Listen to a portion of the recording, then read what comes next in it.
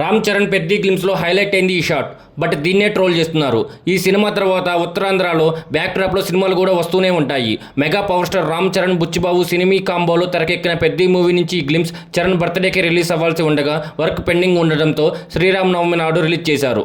యాక్చువల్గా ఈ సినిమాకి ఇద్దరు very important, Ram Charan and A R Rahman. చెప్పాలంటే ఈ ఇద్దరు ఇప్పుడు కొత్తగా ప్రూవ్ చేసుకోవాల్సింది ఏమీ లేదు. They have already proofed them self.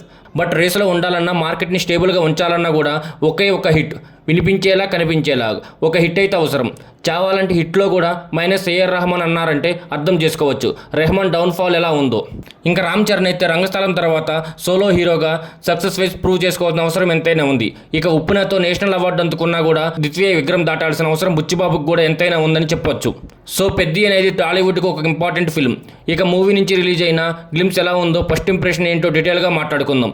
Peddi glimpse 1 minute 5 seconds ఉంది. అండ్ సర్ప్రైజింగ్ గ్లిమ్స్లో రామ్ చరణ్ షార్ట్స్ గట్టిగా పడ్డాయి. ఫస్ట్ లుక్లో ఉన్న nose ring, earring and short glimpse అంతా కూడా ఉన్నాయి. గ్లిమ్స్ స్టార్ట్ అయినప్పుడే రంగస్థలం వైబ్స్ని క్రియేట్ చేసింది. అక్కడి నుంచి రామ్ చరణ్ మాట్లాడే Uttarandhra slang, Rathnavelu camera shots అన్ని పీక్స్లో కుదిరాయి. చరణ్ ఈ విషయంలో మెచ్చుకోవచ్చు. సినిమాలో హీరోది ఏ స్లాంగ్ అయినా కూడా కూనీ చేయకుండా పర్ఫెక్ట్గా దింపడం Charan style. Periodic backdrop or Godavari slang ఇలా ఏదైనా సరే చాలామంది హీరోలు చేశారు. బట్ చరణ్ చేసేది పర్ఫెక్ట్గా ఉంటుంది. ఇక ఉత్తరాంధ్ర బ్యాక్ డ్రాప్లో ఇప్పటికీ చాలా సినిమాలే వచ్చినా ఒక స్టార్ హీరో మూవీ అయితే ఫుల్ ఫెడ్జ్డ్గా రాలేదు. వచ్చినా కూడా ఒక ఫన్నీ వేలో ఉంటుంది తప్ప ఈ రేంజ్లో మాస్ అప్పీల్ అయితే ఎక్కడా కనిపించలేదు. రంగస్థలం సినిమా తర్వాత గోదావరి బ్యాక్ డ్రాప్లో సినిమాలు ఎలా అయితే వరుస పెట్టి వచ్చాయో, ఈ సినిమా తర్వాత ఉత్తరాంధ్ర బ్యాక్ డ్రాప్లో కూడా సినిమాలు రావడం పక్కా. చరణ్ అనేవాడు బేసిక్గా మాస్ హీరో. క్లాస్గా ట్రై చేసిన ప్రతిసారి ఏదో విధంగా దెబ్బతింటున్నాడు. బట్ ప్యూర్ మ్యాస్ బ్యాక్ డ్రాప్తో డీసెంట్ కంటెంట్తో వచ్చిన ప్రతిసారి కూడా చరణ్పై సినిమాలు వర్కౌట్ అయ్యాయి. ఇది 100% మాస్ కంటెంట్తో రాబోతున్న ఫిలిం. సో షూర్ షాట్గా హిట్ కొట్టేలా అనిపిస్తుంది. గ్లిమ్స్లో ఈ లాస్ట్ షాట్ ఏదైతే ఉందో అది హైలైట్గా చెప్పుకోవచ్చు. బట్ ఈ షాట్ను చాలామంది ట్రోల్ చేస్తున్నారు. అసలు పిచ్ మిడిల్లోకి వెళ్ళి కొడితే ఎలా, ఇది నో బాల్ కాదని చాలామంది కామెంట్ చేస్తున్నారు. బేసిక్గా ఇది ప్యూర్లీ క్రికెట్ పైన నడిచే సినిమా కాదు. కబడ్డీ, హాకీ వంటి స్పోర్ట్స్ కూడా ఈ సినిమాలో కనిపిస్తాయని టాక్. ఒకవేళ కబడ్డీ ప్లేయర్కి క్రికెట్ ఆడే సిచ్యువేషన్ కూడా అయ్యి ఉండొచ్చు. నేలపై మట్టిని ఒంటి మీద రాసుకోవడం, బ్యాట్ని అలా నేలకు కొట్టడం అంతా ఒక ఇంటర్లింక్ అనిపిస్తున్నాయి. ముఖ్యంగా గ్లిమ్స్ పేరే ఫస్ట్ షాట్. సో మూవీలో చరణ్ కొట్టే ఫస్ట్ షాట్ కూడా కావచ్చు.